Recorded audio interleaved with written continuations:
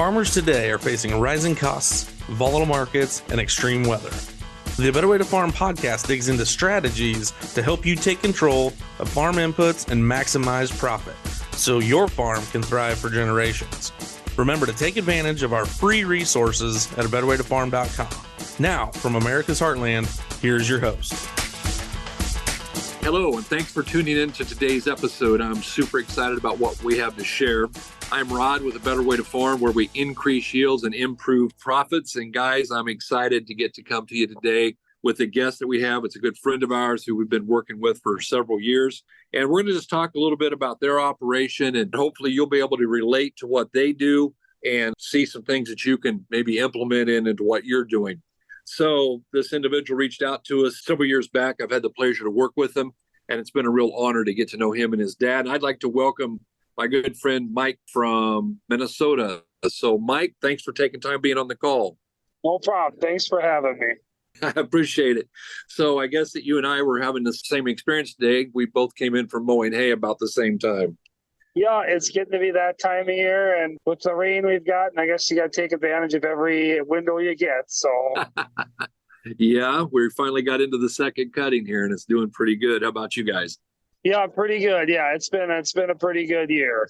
That's fantastic. So let's talk a little bit, just kind of as a starting point. Go back to before we knew each other and talk to us about your situation and maybe some of your challenges and some of your goals that you had before you were working with A Better Way to Farm.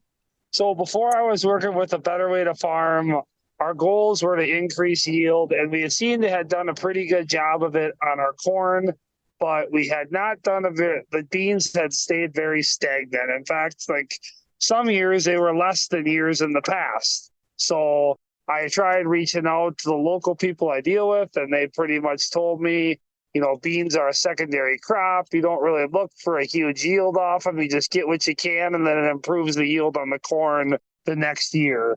And I just was not having that. And I thought with the technology and everything, there's got to be a way to get better yields on beans. If you can get it on corn, you should be able to get it on beans.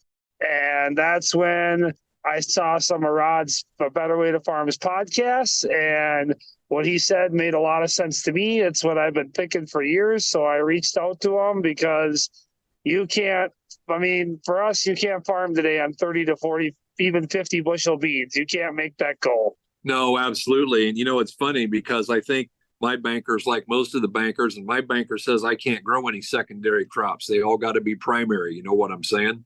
That's correct. Yeah, exactly. So your real focus here, your real challenge was with the soybeans. So let's dive into that for a little bit. Talk to us about what you were doing before you met us. What was your fertility plan for your soybeans? Our fertility plan on our soybeans honestly was not much, because the local people we were working with told us on many occasions fertilizer doesn't pay on soybeans. It's not worth it. It's a secondary crop.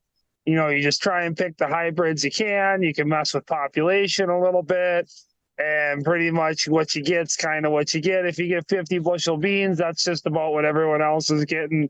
That's pretty good. And then you're going to improve it, the next year. You could maybe try fungicide or something, but that's about it, they told us. I just had the thought process that if fertilizer and everything works on corn, why can't this stuff work on beans? Yeah, I completely understand, and I agree with you. So talk to us.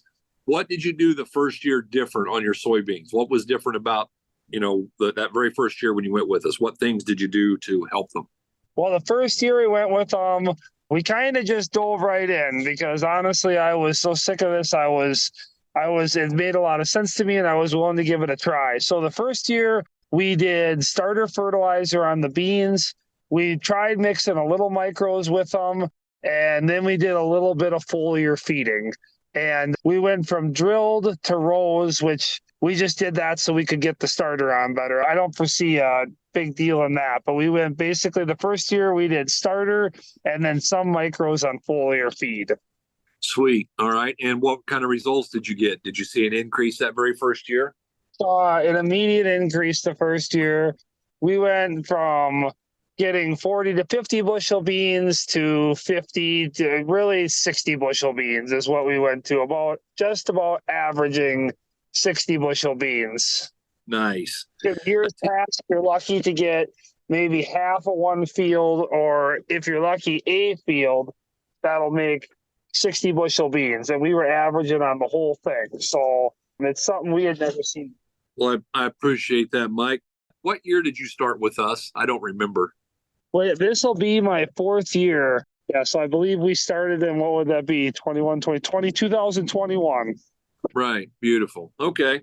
So talk to me. I'm going to fast. On that, we actually, the last 2 to 3 years, we've had drought years up here on top of it where we've gotten less than sufficient rainfall. So we had probably poorer growing conditions in years past, and our yield went up.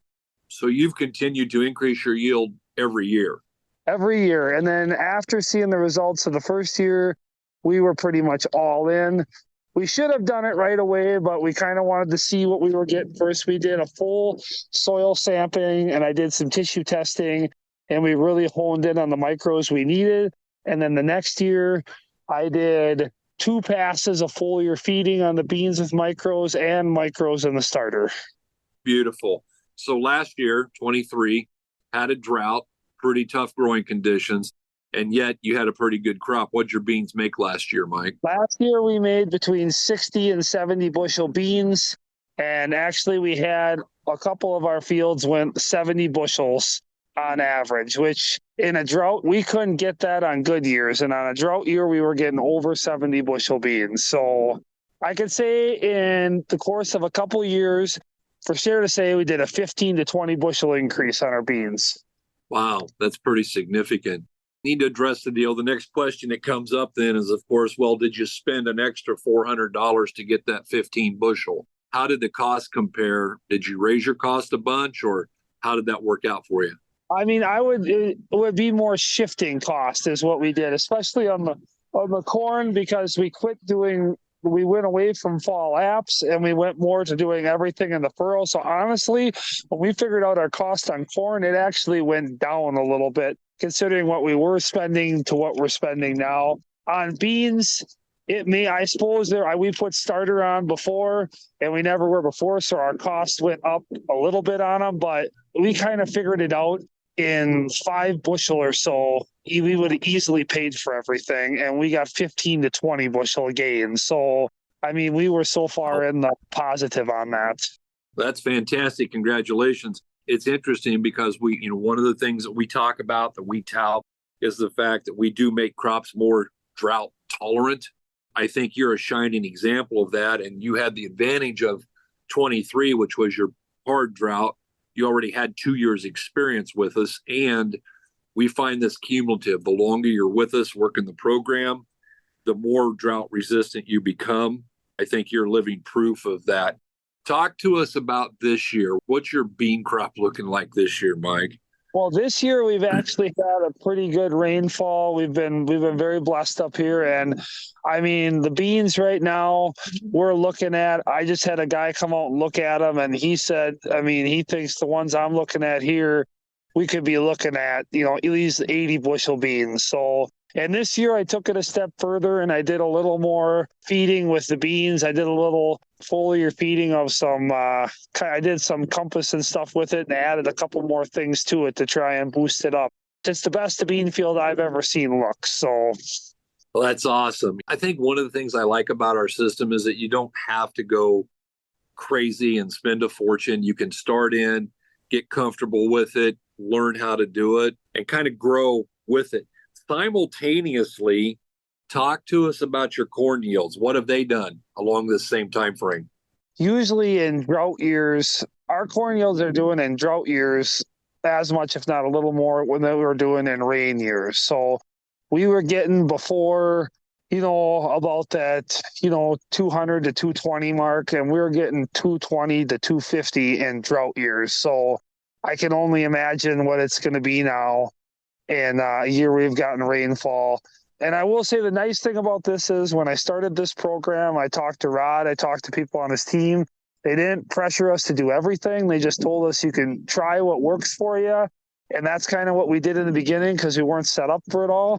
And we tried what works for us and we saw an immediate yield. So I guess the nice thing for me was it's not like you have to do every single thing I mean, I would recommend it to anyone because you're going to see the results. But even if you just try a couple things, I would be willing to bet you're going to see an increase. Mike, I think one of the first things that you did, if I'm not mistaken, is you met me at one of the fundamentals of agronomy programs. Am I correct in that? That is correct. And I think we went to Minneapolis. Is that the one you went to? Was Minneapolis? I went to both of them. I went to Burnsville. The first one we went to actually was in Eau Claire because it was 21. It was right after the COVID. So we had to go to Eau Claire to meet. That was the first one. The second one was by Minneapolis where I've been to. And I will say that was a good thing.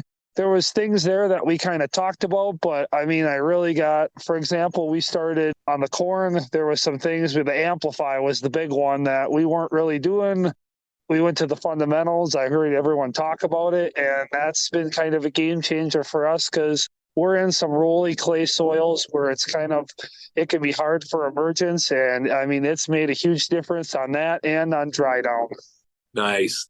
That's a big thing, especially as far north as you are. If we can get it 2 points drier in the fall, either you can start harvest quicker or you can save some money not drying it down or not pay the dock. That's got great value too. Absolutely. So why would you encourage people to attend the fundamentals of agronomy program?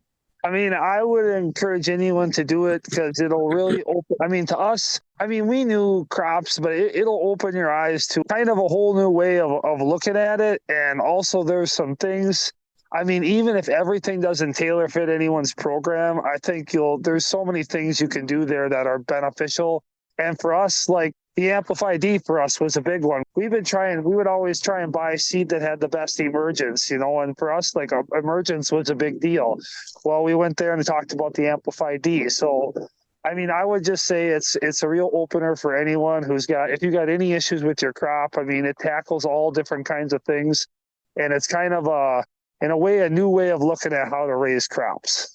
That's fantastic. I want to go back only because I'm curious. As you guys know, I tout a low population on soybeans, lower. I saw that the new world record was planted at 90,000 plants per acre in 30-inch rows. What's your planting population now that you're in 30-inch rows, Mike? Well, so we've gone back and forth. We were in 30-inch, and then 2 years ago now we switched and we've gone to 15-inch. And we've actually, every year we've done it now, we've cut population. I'm sure we could probably cut a little more, but it's kind of, every year we just take a little and try it.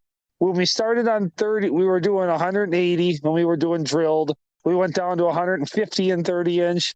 We went down to 140, and now I'm down to 120 to 130 in 15-inch rows. And I haven't seen a bit of yield loss. If anything, a little bit of a gain. So, I would tell people right there, if you fertilize it and do the program, that's one thing I forgot to mention we figured out. What we cut on population and then fertilize it to maximize the crop, I don't even know if it would be 5 bushel because you save on seed. So it's really been, and you're not filling your planter as much, you're not handling as much seed. It's kind of a win-win. So every year we've kind of cut population. The more we've been fertilizing and doing proper crop maintenance. And like I said, we haven't seen a bit. It's been up every year. So, and I just encourage you guys, don't go off the cliff. I just want everybody to go run the test. I go on there and I talk about it and people want to argue. And it's like, don't argue with me. Just go test it on your own farm. One of the phrases I've learned to hate in the last 2 years is they said. Well, they said blah, blah, blah, but nobody lets me talk to they. Nobody knows who they is. And, they said I got to plant 160 or whatever. And all I'm saying is just make a couple of passes. Make one at 95, make one at 110, make one at 125, 140, and see what it does. That's an easy experiment to run. I encourage people to do that. So, Mike, talk to me about how important soil testing has been in your journey here to improve your yields. That's been a real big thing. In the beginning, we tried a couple things and put a program together, but I will tell you, like I talked to Better Way to Farm, they told me everyone's soil is different.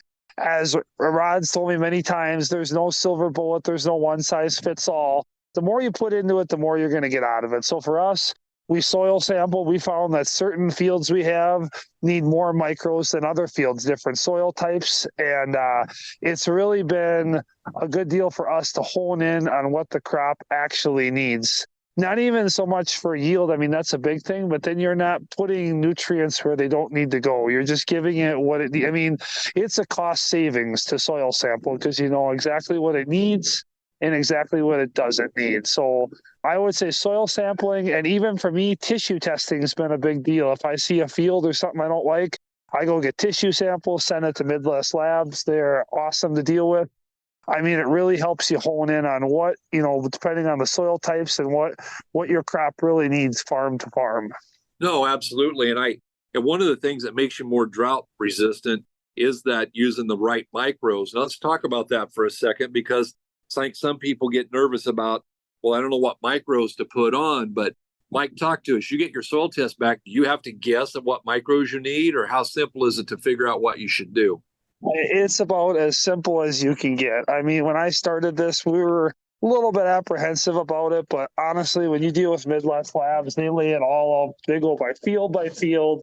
It's nothing tricky or complicated. They lay it out, I mean, right to it, how much you should put it with the fertilizer, what you should foliar pass for.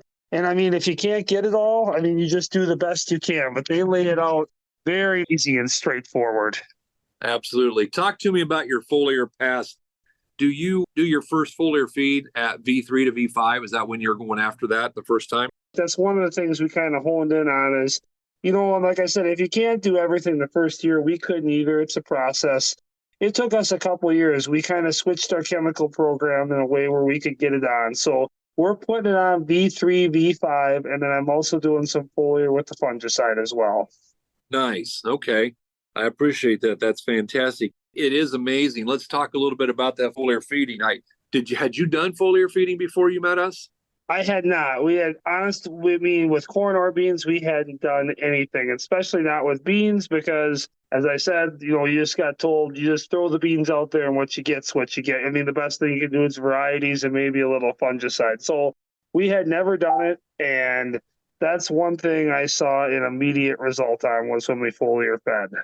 We started running a little bit of sugar when we put chemicals on the foliar feeding. And I was just telling Tyler the other day, since I've done a little bit of sugar with my chemical, you know, you used to always get the little bit of burn. The co-op will tell you, it'll come out of it. No big deal. We've gotten zero burn on chemicals just by something as simple as running half a pint of sugar, which the cost is almost not, you know, so minimal. Yeah, that sugar product that we talk about truly is fun to use. And like you said, I mean, a full pint's about, I don't know, like $1.86 an acre or something. And it just has a lot of benefits. I would encourage people to go back. We did a podcast on sugar, actually talking about a lot of different things that it did. And I would encourage people to go back and give that a listen. So that's cool. And when you do your foliar feeding, are you just going out and putting on 30 gallon of water at 20 pounds of pressure, or how are you doing that, Mike? Yeah, that's what we've been doing. And then, of course, we're putting some on with the chemicals, too. Every pass we're putting on the field, we're putting some micros on with any chemical we're putting on as well, and with the fungicide. So if we're making a pass out there, we're trying to get something with it to get, you know, some positive reaction out of it. And like I say, like the first year we weren't doing but maybe a quarter of the stuff we're doing now. And then what's really driven us to do it is the yield's gone up and up and up. So then, like, at first we were hoping to get 60 bushel beans, and now we're like, me and my dad are talking about how are we going to get 80 bushel beans is the new target now.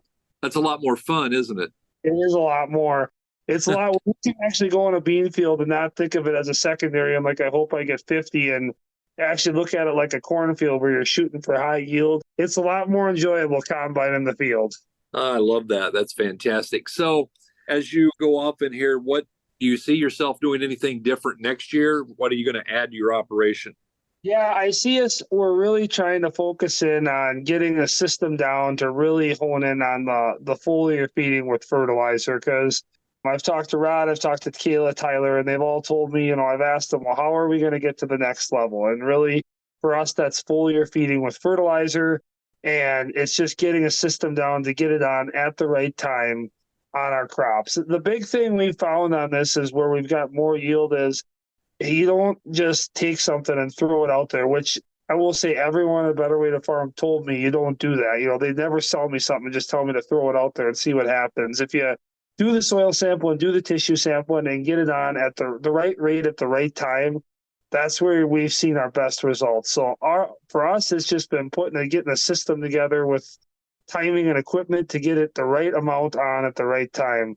A lot of, we found like, some things you do too much, it's a hindrance, not a help. So you don't even need to do a lot sometimes, just get it on at the right time.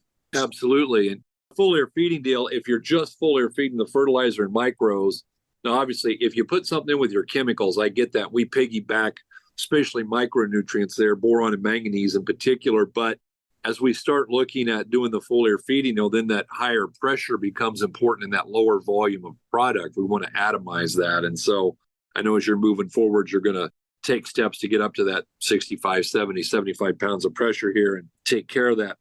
Mike, what kind of a tip would you have or advice for other people who are listening to this today? What would you suggest they do to make things better?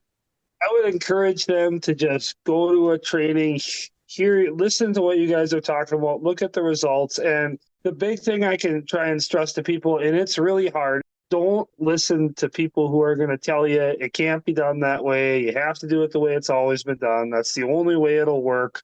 Don't be afraid to try it. And I would advise people just take a look at it and look at the results. Because I think if you really listen to it, give it a fair try and take a look at the results people have had, I think you'll see. Now, it's not saying that everyone gets the same results or uses the same product, but I think you're going to see that there is more out there than what a lot of people are telling you there is. And for us, the biggest thing was, I wish we would have done it sooner. The reason we kind of went, one, baby steps to see how it worked, but you get all these people telling you, we got told you can't put fertilizer on beans. They won't germ. You're going to get half a crop.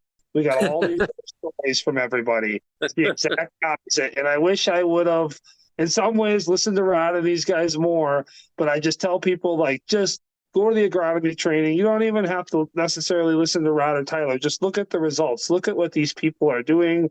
Look at what Jerry Cox and all these people are doing. I mean, not that we have the same land as they do, but there's a reason people are doing what they're doing. And there's more to it than what you've done, what my dad has done and my grandpa's done for the last 50 years. And the best advice I could give people is go to a training, have an open mind. And when these people tell you you can't do it any different than it's always been done, just put that right out of your head, because I don't care what you're doing in life. That's never true.